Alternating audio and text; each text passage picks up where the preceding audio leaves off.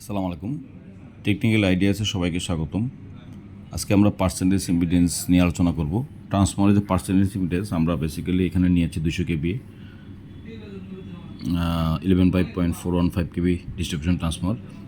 As per আইসি standard অনুযায়ী এখানে percentage impedance থাকতে হবে হচ্ছে 4%। তো যেহেতু ডেল্টা স্টার কানেকশন, আমরা প্রাইমারিতে এটা যে প্রাইমারি কারেন্ট 10 amps সেটা আমরা প্রাইমারিতে সাপ্লাই দিব। দেওয়ার পরে যে পরিমাণ ভোল্টেজ ড্রপ হয় সেটা থেকে আমরা পার্সেন্টেজ ইম্পিডেন্স বের করব। তার মানে পার্সেন্টেজ ইম্পিডেন্স হচ্ছে যখন ফুল লোড কারেন্ট ফ্লো হয়, সেই ফ্লো হওয়ার পরে যে পরিমাণে ভোল্টেজ ড্রপ হয় সেটাই হচ্ছে পার্সেন্টেজ ইম্পিডেন্স। পার্সেন্টেজ ইম্পিডেন্সটা সাধারণত ওয়াইন্ডিং রেজিস্ট্যান্স এবং লিকেজ রেজিস্ট্যান্সের কারণে হয়। তো বেসিক্যালি পার্সেন্টেজ ইম্পিডেন্সের ফর্মুলা হচ্ছে injected voltage divided by primary voltage into 100।